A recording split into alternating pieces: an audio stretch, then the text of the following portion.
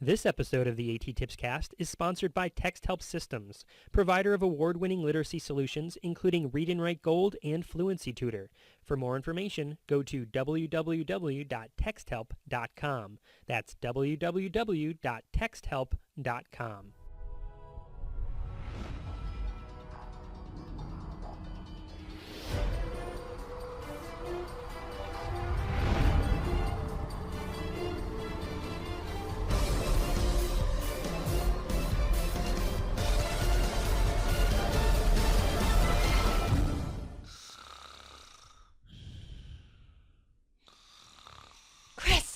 Chris!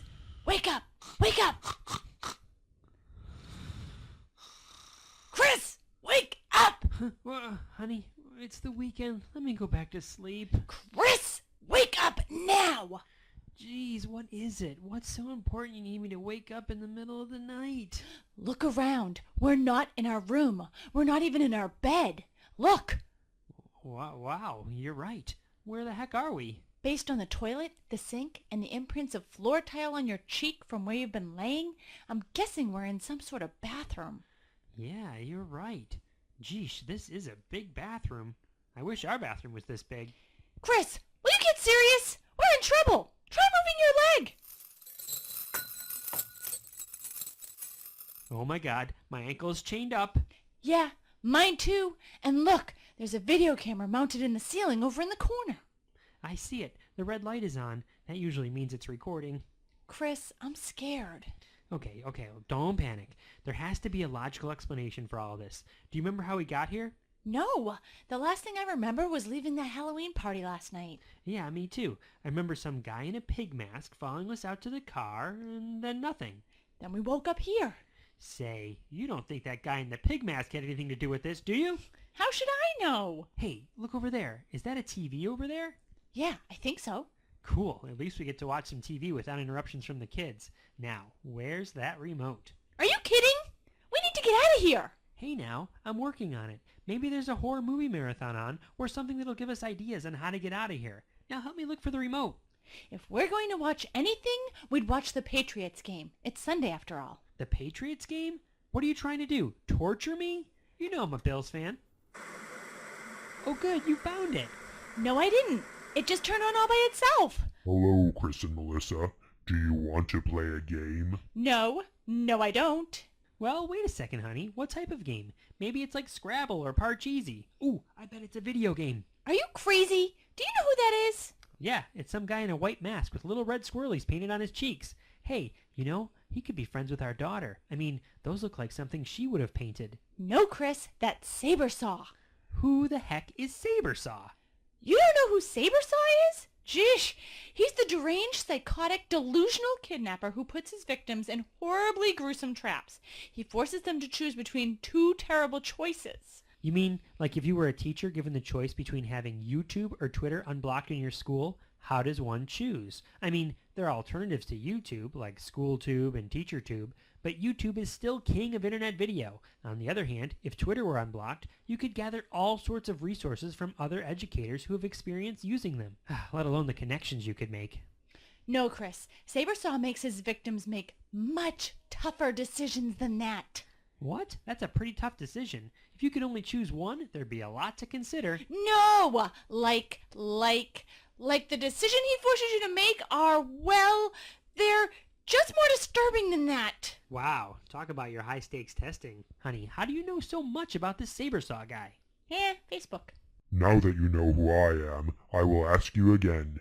Do you want to play a game? What kind of game is it? Is it like a role-playing game or a first-person shooter or some sort of strategy game? I mean, can you be a little more specific? Who are you kidding, Chris? If it's a video game, you'll play it, no matter what type of game it is. Yeah, you're right. Okay, we'll play. I think it's a rhetorical question anyway. I mean, we're chained here to the floor, aren't we? It is not a video game. Aw, man. In the sink above you, you will find a handheld tape recorder. Pick it up. Yeah, here it is. Whoa, you were serious. This is an actual handheld tape recorder. When you said tape recorder, I thought you meant digital voice recorder, but you meant real old-school tape cassette recorder. Chris, don't make our kidnapper angry. Huh? Yeah, I know, but I'm just saying, tape recorders will do if you have them, but a digital recorder gives you so much more flexibility. I mean, picture if you were a student who needed some auditory support. Say you want to record lectures, or maybe you want to record your own voice because you're having trouble typing or writing, so it'd be better to record your voice to answer essay questions. Or maybe you want to get your thoughts out verbally and then re-listen to them later. You could use a tape recorder. It works, but you have to fast forward and rewind to find certain spots. Or you'd have to be a whiz at time codes, which are tricky. But with many types of digital voice recorders, you can create bookmarks or quickly save a file or start a new file. And there are many types of digital recorders that have additional functions, like playing MP3 files and DAISY files. Chris, I don't think our kidnapper cares about devices that play music or smell flowers. Honey, don't be silly. They don't smell flowers. It's not that sort of DAISY. DAISY is an acronym for Digital Accessible Information System, and it's a file format that provides an accessible representation of a book for someone with a visual or print-related disability. You know, I have more information about DAISY files up over at the blog A.T.TIPSCAST.wordpress.com.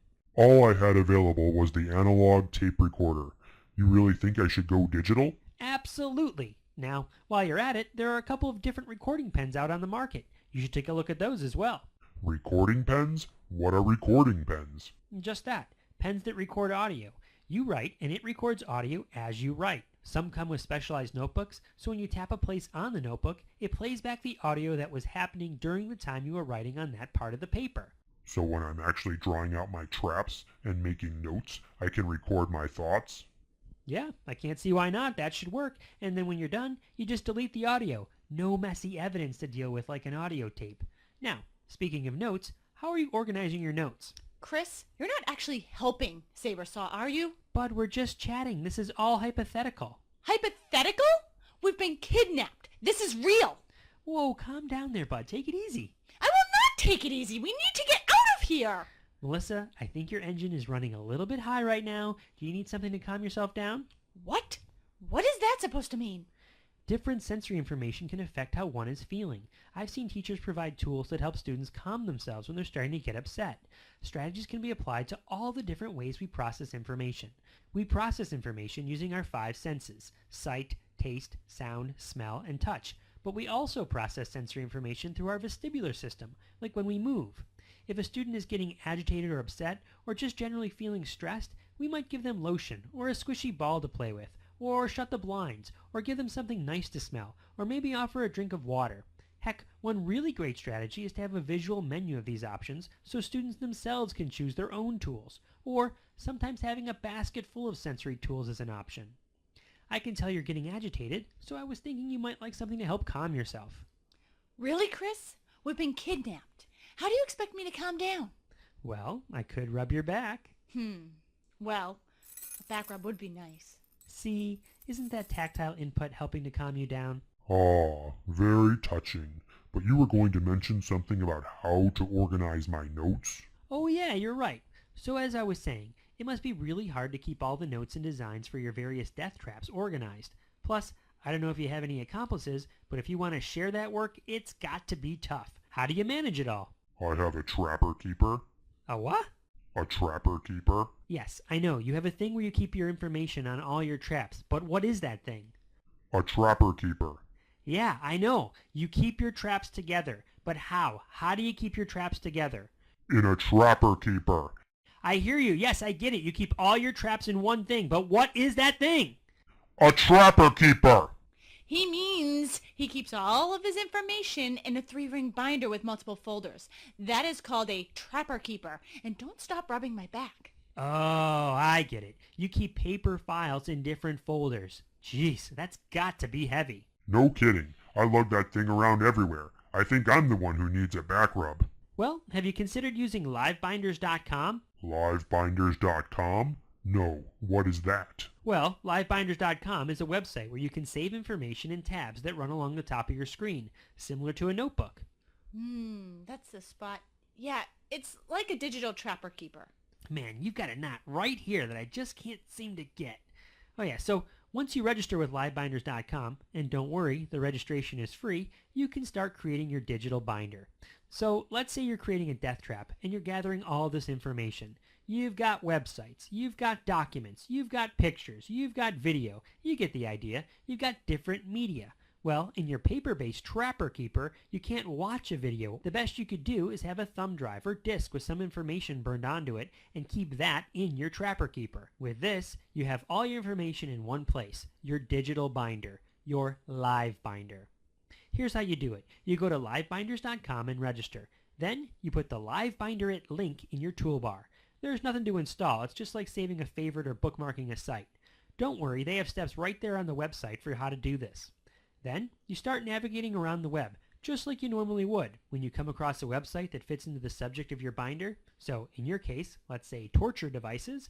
Rather than bookmarking that site, hit the new Live Binder It button in your toolbar. A pop-up window will appear. You have to allow pop-ups, and Live Binders will ask you if you want to add this as a tab to your existing binder or to a new binder. You add the tab and presto, you have a page in the binder. You can do that over and over and over again, keep creating more and more tabs, and your live binder will keep growing. Once you save your live binder, there's a link in the upper right corner of the new live binder.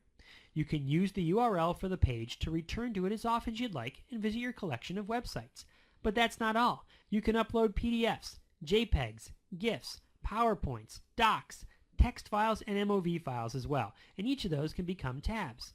Likewise, you can insert media from the web from websites like Flickr, YouTube, and Delicious. You can find all those options by clicking on the Edit menu button in the top right corner of the screen. If I use livebinders.com, then I won't have to carry my big Trapper Keeper around with me? Exactly.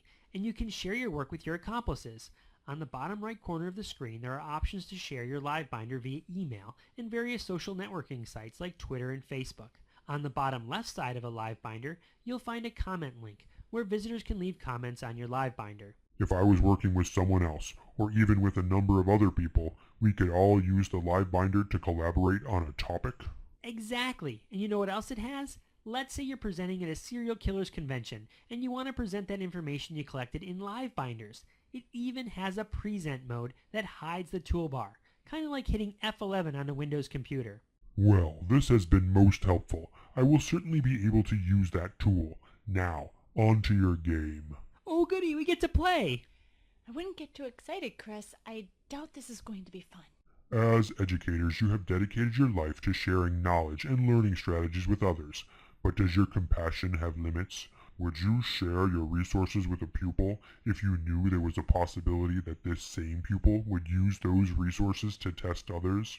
You have 60 seconds to educate me by providing me with 3 strategies which I can employ on future players of my games. Use the tape recorder in your hand to make your recording. If you do not provide me with the strategies in 60 seconds, the door to this room will be sealed forever, and this bathroom will become your tomb. Does your willingness to share have limits? Are you responsible for your pupils' actions once you've shared the strategies?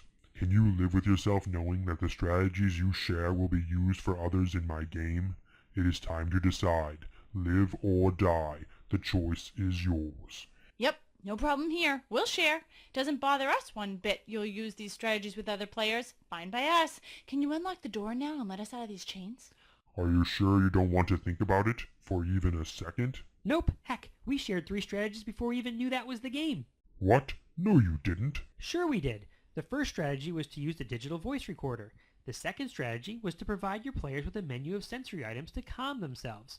When they're calm, they'll be less stressed and make better, more thoughtful decisions. And third, we told you all about livebinders.com. 1, 2, 3. And you must have been recording all this, right? We saw the camera in the corner. I suppose you're right. Thank you for all your help. I hope you can live with yourselves. Live with ourselves? I'll do you one better. Send me the audio from that video you're recording, and I'll post it up as an A.T.TIPSCAST episode. You can send it in an email over to A.T.TIPSCAST@gmail.com. That is, unless you're recording on VHS tape. Please don't tell me you're recording on VHS tape. Chris, he's about to let us go. Please don't antagonize the man. Good point, honey. Hey, don't sweat it. There are ways to convert VHS to digital and then get the audio. Just do a Google search for it and you'll find it. Can we go now? You are free to go. You'll find the key to the locks on your chains taped to the underside of the sink. Yep, here it is. Thanks, Mr. Saw. Hey, that feels much better with those chains off. Let's get out of here and get home. Hey, honey, I just noticed the tape on this tape recorder isn't rewound all the way. Who cares? Let's go. This isn't a movie rental shop. It's not like Saber Saw is required to be kind and rewind. That's just it. I wonder what else is on this tape. I'm going to rewind it and find out. Okay, let's hear it. Press play. Okay, here it goes. Happy Halloween from the A.T.TIPSCAST.